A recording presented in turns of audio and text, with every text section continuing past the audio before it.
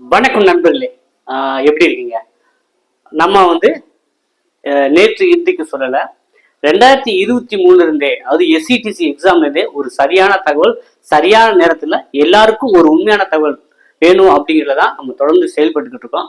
குறிப்பா டிரைவர் கண்டக்டருக்கு நம்மளே குத்தகை எடுத்த மாதிரி கிட்டத்தட்ட ஒரு 3-4 வருஷமாவ டெடிக்கேட்டடா நம்ம அகாடமி மூலமா நம்ம இந்த சேனல் மூலமாவ கைடு சப்போர்ட் பண்ணிட்டு இருக்கோம். இப்போ நம்ம ஃபைனல் கிளைமேக்ஸ்க்கு வந்துட்டோம். ஸோ இன்னும் இந்த நாளை சேர்த்து 9 நாள், இதை சேர்க்காம 8 நாள் இருக்கு அது தேர்வுக்கு. இந்த 8 நாள்ல எப்படி நம்ம யூட்டிலைஸ் பண்ணலாம், படிச்சா வேலை வாங்கலாம் அப்படிங்கிறதான் இன்றைய காணொலி வேலையாக நம்ம தெரிஞ்சு கொள்ள போறோம். நீங்க முதல் தடவை நம்ம சேனலை பாக்குறவரா இருந்தா மறக்காம சப்ஸ்கிரைப் பண்ணி கண்டினியூ பண்ணுங்க. ஓகே, இப்போ பாத்தீங்கன்னா பேசிக்கா பிரைமரியா உங்களுக்கு என்னன்னு சொல்லிடுறேன், கொஞ்சம் கூர்ந்து கவனிங்க.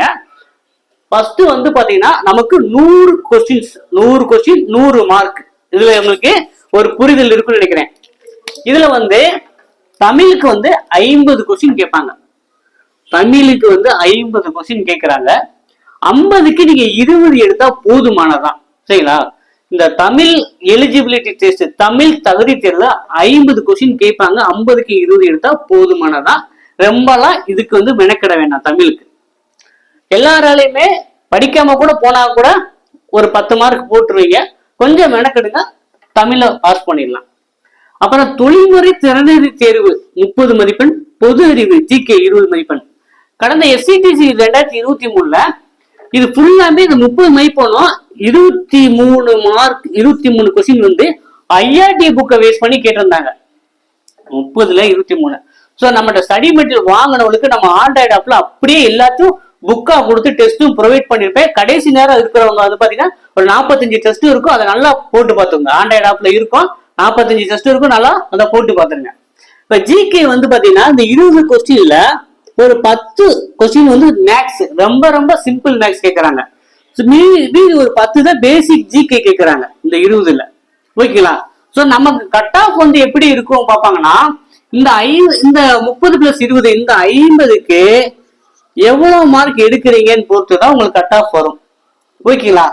சோ நமக்கு பாத்தீங்கன்னா முதல்ல நம்ம தெரிஞ்சுக்க வேண்டிய விஷயம், ஓஎம்ஆர் சீட்ல தான் வைக்கிறாங்க. உங்களுக்கு எல்லாமே தெரியும், கொஸ்டின் புக்லெட் தனியா கொடுத்துருவாங்க. அப்புறம் ஓஎம்ஆர் சீட்டு 1.5 மணி நேரம் எக்ஸாம் நடக்கும். தேர்வு நடைபெறும் நேரம் 1.5 மணி நேரம் எக்ஸாம் நடைபெறும், சரிங்களா? சோ டோட்டல் வேகன்சி 8 மண்டலம் வச்சிருந்தாங்க, 8 ஜோன். அதுல எம்டிசி, எஸ்இடிசி, அப்புறம் பாத்தீங்கன்னா விழுப்புரம், திருநெல்வேலி, மதுரை, திருச்சி, கோவை, சேலம், இந்த மாதிரி 8 மண்டலம் இருக்கு, சரிங்களா? 8 மண்டலத்துக்கும் நீங்க தனித்தனியா அப்ளை பண்ணிருப்பீங்க. ஓகேவா? டோட்டலா பாத்தீங்கன்னா 3274 வேகன்சி. இதுக்கு பாத்தீங்கன்னா 15 சென்டர்ல வைக்கிறாங்க, 15 தேர்வு மையத்துல. ஸோ இந்த 15 தேர்வு மையம் மெயின் சிட்டி எல்லாம் கவர் ஆயிடும், சரிங்களா? மெயின் சிட்டி எல்லாம் கவர் ஆயிடுற மாதிரி தான் இருக்கு. இப்ப திருநெல்வேலியில போட்டாங்கன்னா நாகர்கோவில், கன்னியாகுமரி, திருநெல்வேலியில எழுதுற மாதிரி இருக்கும். ஸோ அந்த மாதிரி போறதுக்கு நிறைய வாய்ப்பு இருக்கு. ஏன்னா ஒவ்வொரு மாவட்டத்திலையும் வைக்கல, இந்த 15 சென்டர்ல எக்ஸாம் நடைபெற போகுது. விண்ணப்பித்தவர்கள் எத்தனை பேருங்க அப்படின்னு இன்னைக்கு பேப்பர்ல தகவல் படி 22,000 பேருன்னு போட்டிருக்காங்க. விண்ணப்பித்தவர் எத்தனை பேர் அப்படின்னா 22,000 பேர். இது 3274 வேகன்சிக்கு. அது இதுக்கு முன்னாடி பாத்தீங்கன்னா நம்ம கடைசியா ஒரு வீடியோ போட்டிருப்போம், அது ஏப்ரல் 20ஆம் தேதி. அதுக்கு அப்ளை பண்ணதுக்கு லாஸ்ட் டேட்டுக்கு முன்னாடி பாத்தீங்கன்னா அப்போ 9,500 அந்த மாதிரிதான் போட்டு இருந்தாங்க. இப்போ பாத்தீங்கன்னா பத்திரிகைகள்ல 22,000 பேர் விண்ணப்பிச்சிருக்காங்க அப்படிங்கிற செய்தி வந்திருக்கு. அது எது உண்மைன்னு தெரியல. இருந்தாலும் எவ்வளவு போட்டி இருந்தாலும் நம்ம அதுக்கு வெற்றி பெறது நம்மளுடைய தலையாய கடமையா இருக்கணும், சரிங்களா? சரி, எத்தனை பேர் வேணா வரட்டும், அதுல நம்ம வேலை வாங்குறதா நம்மளுடைய கடமை. அதுக்கு நம்ம என்ன பண்ணணும்? நான் முதல்ல சொல்லிட்டேன், தமிழுக்கு ரொம்ப மெனக்கிட வேண்டாம், சரிங்களா? தமிழுக்கு 50-20 மார்க் எடுத்தா போதும், ஓரளவு வாய்ஸ் விட்டு போங்க, தமிழ்ல பாஸ் பண்ணிடலாம். ஓகேங்களா? அதுக்காண்டி படிக்காமையே போகக்கூடாது. ஓரளவு இந்த இதுக்கு கொடுக்குற முக்கியத்துவத்தோட இதுக்கு கம்மியா கொடுத்தா போதுமானதான். எப்படிங்க எந்த அடிப்படையில் அடுத்த லெவல் போவாங்க அப்படிங்கிற கேள்வி இருக்கும். செய்முறை தேர்வுக்கு எவ்வளவு கட் ஆஃப் இருக்கணுங்கிற முதல் கேள்வி இருக்கும். இப்ப பாத்தீங்கன்னா கடந்த எஸ்சிடிசில 685 வேகன்சி. சரிங்களா? இதுல வந்து ஒரு 600 பேரை வந்து பாத்தீங்கன்னா எடுத்தாங்க. ஃபர்ஸ்ட் இதுலயே வந்து ஒரு 600 பேர் சம்திங் எடுத்தாங்க. அடுத்து செகண்ட் லிஸ்ட் விட்டாங்க. இந்த 600க்கு வந்து பாத்தீங்கன்னா 1800 பேர் வந்து ப்ராக்டிக்கல் இன்டர்வியூ போனாங்க. அது 2023 600 வேகன்சிக்கு 1800 பேர் வந்து ப்ராக்டிக்கல் இன்டர்வியூ போனாங்க அப்படின்னா 1:3 என்ற அடிப்படையில எடுத்திருக்காங்க. ஒரு போஸ்டுக்கு 3 பேர் வந்து என்ன போவாங்க, ப்ராக்டிக்கல் இன்டர்வியூ போவாங்க. ஸோ நமக்கு வந்து பாத்தீங்கன்னா எத்தனாயிரம் பேர் வந்து ப்ராக்டிக்கல் போவாங்க அப்படின்னு பாத்தீங்கன்னா அப்ப கால்குலேஷன்லாம் 3274. சரிங்களா? இன்ட்டு 3 போட்டீங்க அப்படின்னா 4 12க்கு 2 மிச்சம் 1, 3 21க்கு 1 22 மிச்சம் 2, 23 6 6 8 3 9 9822 பேர் வந்து இந்த 22,000த்துல 9822 பேர் வந்து பாத்தீங்கன்னா 1:3 அடிப்படையில் எடுத்தாங்கன்னா செய்முறை தேர்வு ப்ராக்டிக்கல் போகலாம். சரிங்களா? இந்த 9822 பேர்ல நீங்க எல்லாம் இருக்கணும். அதுக்கு நம்ம என்ன பண்ணணும்? ஓகேங்களா?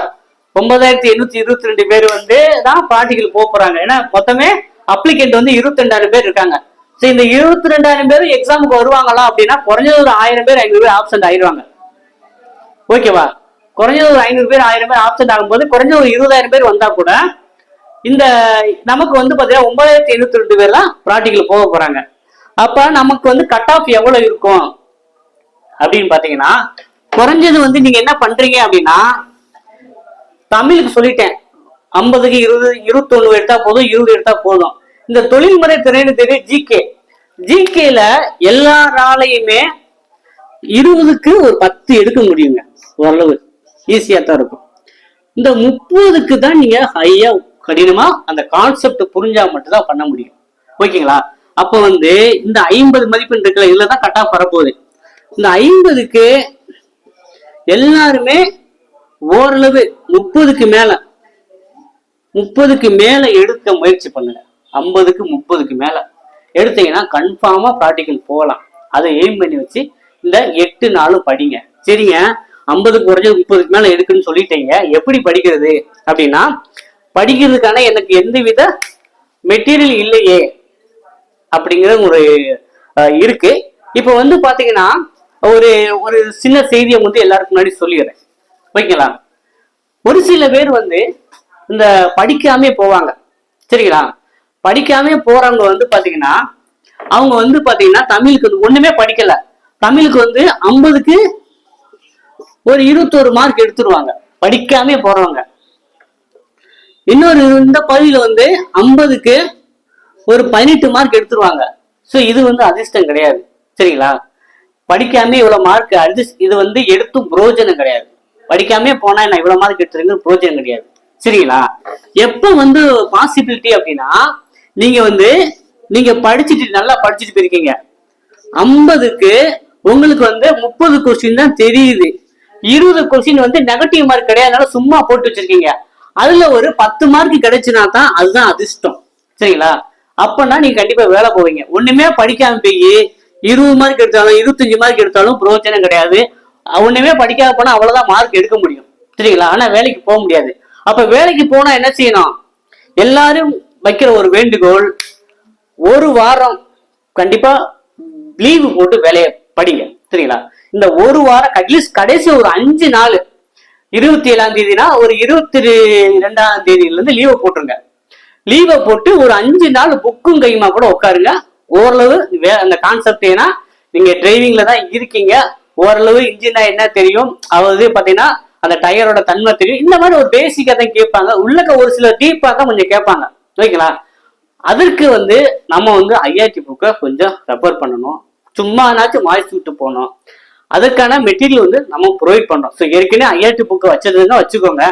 இல்ல எனக்கு ஒண்ணுமே இல்ல, நான் போற வரைக்கும் புரட்டி பார்த்தா கூட நான் பாஸ் ஆகிற நம்பிக்கை இருக்கு அப்படிங்கிறங்க நம்ம கிட்ட அதுக்கான பக்காவான ஸ்டடி மெட்டீரியல். சரிங்களா? ஸோ நம்ம வந்து ஏற்கனவே நல்லா படிச்சவங்களுக்கு நான் 10 மாதிரி தேர்வு கொடுக்குறேன். சரிங்களா? 10 மாதிரி தேர்வு கொடுக்குறேன். ஏன்னா நிறைய டிரைவர் கண்டக்டர் வந்து முதல் தடவை எக்ஸாம் எழுத போறாங்க, முதல் தடவை ஓஎம்ஆர் சீட்டை வாக்க போறாங்க. அப்ப வந்து நிறைய பேர் டிரைவர் கண்டக்டருக்கு என்ன ஆகுதுன்னா எப்படி இருக்கும் ஓஎம்ஆர் சீட்டு அப்படின்னா இப்போ 1வது கொஸ்டின் அப்படின்னா அது ஓவல் ஷேப்ல இருக்கும், அப்படி இருக்கும். சரிங்களா? இதுல வந்து கரெக்டா ஏன்னா ஏல செட் பண்ணணும், பின்னா பில செட் பண்ணணும், இப்படி இருக்கும். இப்ப கை நடுக்கத்துல அப்படியே இங்க போறது இங்க போயிடக்கூடாது, அப்படியே நடுக்கத்துல. ஏன்னா கொஞ்சம் தான் இருக்கு இடம், அப்படியே நடுக்கிற போனா மார்க் இது கேன்சல் பண்ணி விட்டுறாங்க. அப்ப அந்த ஓஎம்ஆர் சீட்டை பிராக்டிஸ் பண்றதுக்கு ரவுண்டா இதுல மட்டும் ஷேர் பண்ணுவோம். சரி, சரிங்களா? அப்போ முதல் தடவை போறவங்களுக்கு இந்த பையன் இருக்கும், கை அப்படியே நடுக்கிட்டு இங்க போயிருவாங்க. சில பேர் வந்து பாத்தீங்கன்னா 2வது கொஸ்டினுக்கு அடிக்கிறது பதிலா 3வது கொஸ்டின் போய் அடிச்சு ஸ்டிக் பண்ணிக்கிட்டு இருப்பாங்க. சோ இதெல்லாம் நிவர்த்தி பண்றதுக்கு 10 மாதிரி தேர்வு ப்ரொவைட் பண்றோம். சரிங்களா? ஏற்கனவே படிச்சவங்க யூட்டிலைஸ் பண்ணீங்க, படிக்காதவங்க இதனாச்சும் கொஞ்சம் பார்த்துட்டு போங்க. ஓரளவு உங்களுக்கு தமிழ்ல 50க்கு கண்டிப்பா 20 மார்க், அந்த 500 கொஸ்டின் வருது தமிழுக்கு, அதுவே போதுமானதான். தொழில்முறை திறனை தேர்வுக்கு நம்ம ஒரு ஆண்ட்ராய்டு ஆப்ல வந்து IIT 3 புக்குமே உள்ளக்க வச்சு அதை டெஸ்ட் ப்ரொவைட் பண்ணிருக்கோம். ஸோ அது வந்து 45 டெஸ்ட் போட்டு பார்த்தாலே நீங்க நல்ல மார்க் எடுக்கலாம்.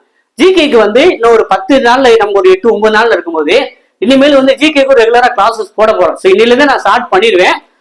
புதுசா பாக்குறவங்க அதை வந்து விடாம பார்த்துட்டு வாங்க, கண்டிப்பா வந்து பாஸ் பண்ணிடலாம். ஏன்னா நம்ம வந்து ஒரு கிளைமேக்ஸ் நெருங்கிட்டோம். ஸோ நான் வந்து பாத்தீங்கன்னா ஓரளவு, ஏன்னா வந்து 2023 இருந்தே நான் சொன்னேன், என்ன சொல்றேன், அதாவது அடுத்த தடவையும் தெய்வீகம் கண்டக்ட் தானே எடுக்க வாய்ப்பு இருக்கு, 2 லைசன்ஸ் போட்டு வைங்கன்னு நான் சொல்லிக்கிட்டே இருந்தேன். அப்ப யாருமே கேட்ட பாட்டு இல்லை. இப்ப வந்து நான் ஏன் பேச்சை கேட்டு நிறைய பேர் சொன்னாங்க, சார் உங்க பேச்சை கேட்டு 2 லைசன்ஸ் போட்டு வச்சேன், இப்ப எனக்கு அப்ளை பண்ற வாய்ப்பு இருக்கு அப்படின்ட்டு.